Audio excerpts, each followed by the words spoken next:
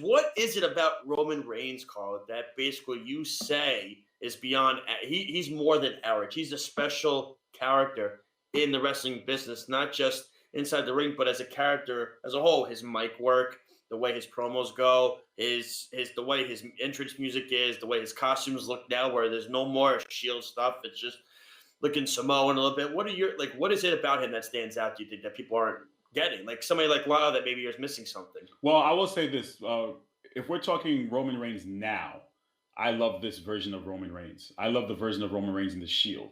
That time period where he was solo. I believe the Shield broke up in 2014. So from about 2014 to about 2020, he was like, it was kind of on the.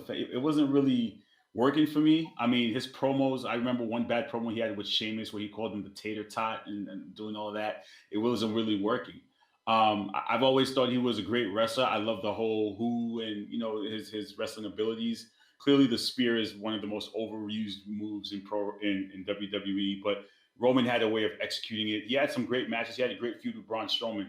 I thought from my issue with early Roman was his promo skills, like were just bad to me. Like he couldn't cut a promo, and it was just like it was terrible to watch. It was cringeworthy watching him try to cut a promo, and you can tell that he was struggling. And then you had Vince basically, force feed us. I remember when he won his first championship. I think it was in Pennsylvania. It was in Philly, where Vince basically had to come in to save this. Like blatantly, Roman was being forced down our throats, and I thought it was a little bit too much.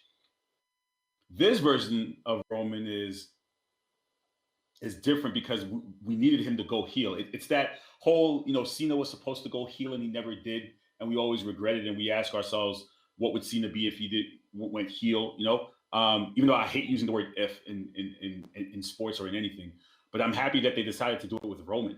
And he's owned that he is the head of the table and using the tribal chief angle, which is why I don't understand Law's perspective. Right out the gate, he feuds with his own cousin, the Bloodline. Like, how can you not enjoy that whole story? I agree with you on that. I like that story. Like that was an actual storyline. Yeah.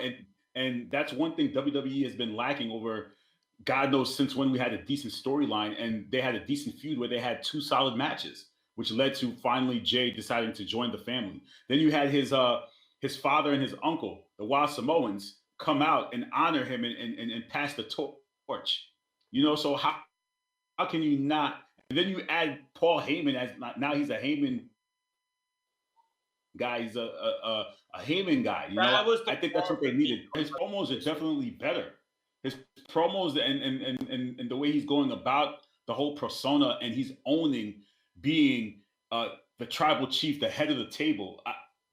How can you not love it? I'm sorry. Roman's the best thing on SmackDown. I believe he's the best thing in the company right now, especially during this no fan COVID era of not having any fans. It'd be great to see him with fans, but just the fact that you can see him, even the backstage promos, him just sitting there, his championship behind him, Paul Heyman coming whispering in his ear. Again, those are just perfectly executed to show that he is in charge. He is in charge of the SmackDown brand. So how can you not like that? I don't get it. Really quick before Alex asks something, because I have something in my head that I want to ask you. In regards to what Jey Uso is, you brought it up, him and Jay had a feud. Now you're seeing Jimmy back into the picture.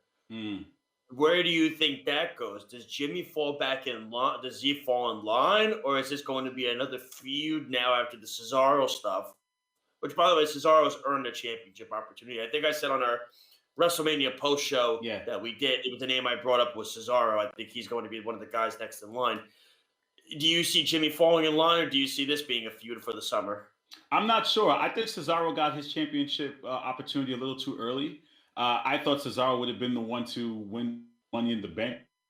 Money in the Bank is one of my favorite, even though they've been downplaying it and they've been Otis and then The Miz getting it to be a transitional champ for Bobby Lashley. Jimmy's torn, and that's great storytelling. It definitely is. Listen, when you put in a family dynamic, when you're talking about family, that's relatable to the audience. He's torn between his cousin and his brother. That's like, how can you not relate to that? So, and how many times have we fought with our cousins and our brothers? So right now, Jimmy's at the point where he's thinking to himself, I love my bro. Like, I can't let my brother be acting like a sucker, but then he has to think about, he has to help his brother when his brother messes up.